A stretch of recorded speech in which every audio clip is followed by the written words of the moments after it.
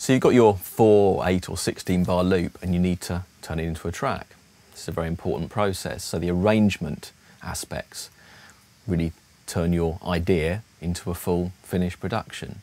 And there are various ideas and approaches we can take here. One important thing to remember, one simple tip perhaps, is the idea that if you think about everything be arranged in 4 or 8 or 16 bar sections, if you stick to that, then actually you won't go too far wrong. If you do very strange and weird and wonderful 1 bar followed by 2 bars followed by 3 bars, it may work, but there's a good chance it may not.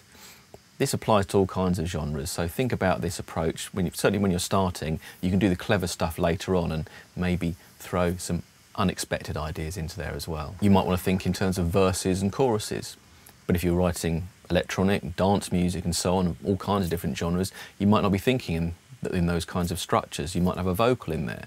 So the idea of verse or chorus doesn't really apply.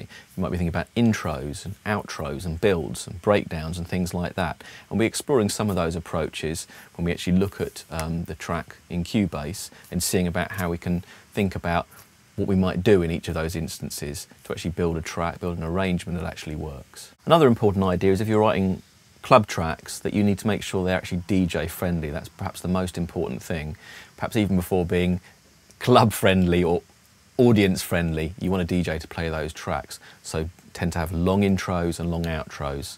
There are some exceptions with certain genres, but generally speaking, you want to make sure that your track is easy to mix into and easy to mix out of. And that's the idea of being DJ friendly and making sure a DJ is going to play your track.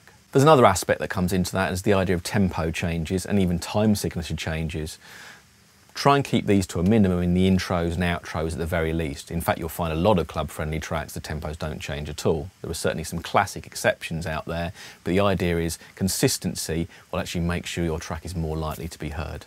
So here's a track made earlier. There are various elements in here. Kick, clap and snare, hats, extra hats in audio, crashes, a little drum fill here as well, house stab, low organ, bass parts, and I've also got some effects, sound effects in reserve here which we'll be using later on. Now what I've done from this, I've got this basic 8-bar loop going, crash at the beginning there, little fill at the end. That kind of works nicely. And what I can use is I can select all of this and I can actually use the Alt key and drag it over to actually flesh it out. I can also use a whole series of different functions in here as well, like the Control D, which actually duplicate elements.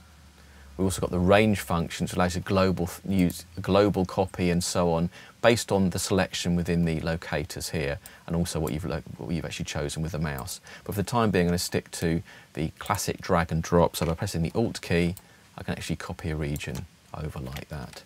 This alternative section takes elements of what's gone on here, but I've actually simplified the bass line, and there's fewer changes going on in terms of the drums, the bass and the organ elements, and also this house stab.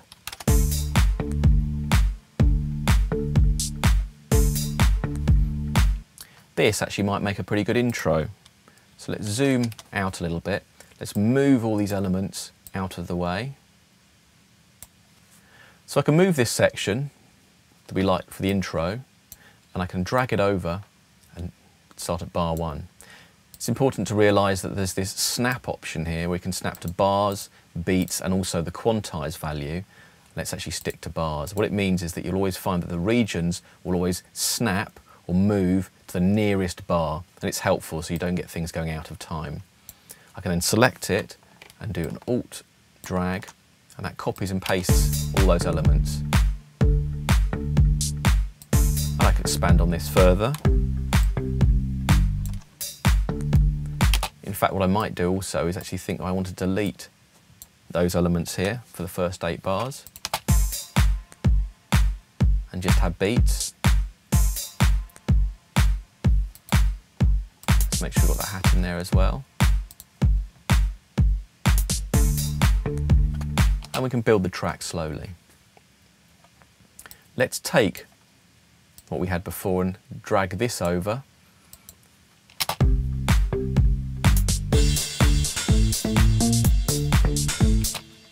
So it's a rather elaborate change, but at least we can show you how these different sections might work together and how you can possibly build the track. It's going to vary very much depending on the genre you actually chosen. Let's drag this over and think about what might happen when we go into a breakdown.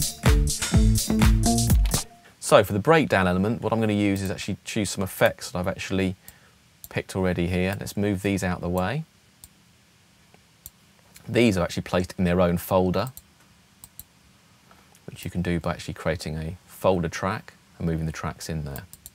So what we've got here, if I unmute it, a dub effect. We also have an impact effect.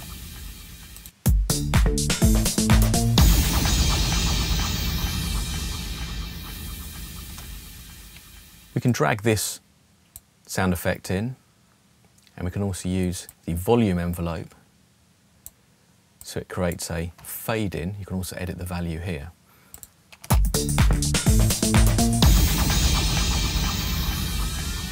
And we get that nice riser effect. We've got another one we can drag over as well. Let's truncate that. A volume envelope there. Maybe have some beats carrying on as well.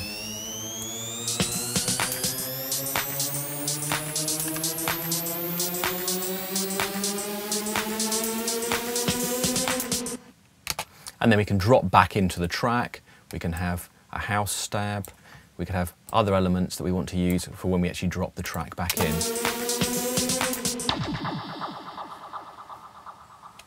And we can then get rid of one of these and drop in like this.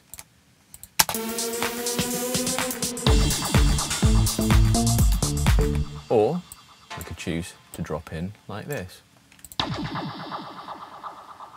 And maybe make it come in there.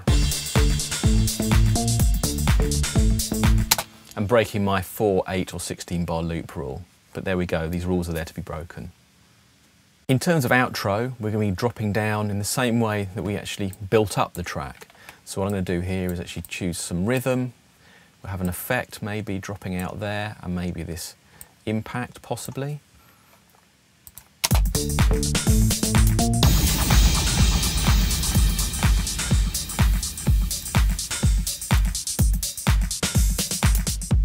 So we can change the levels to make them appropriate to the overall mix and production, but what we've got here is this DJ-friendly outro.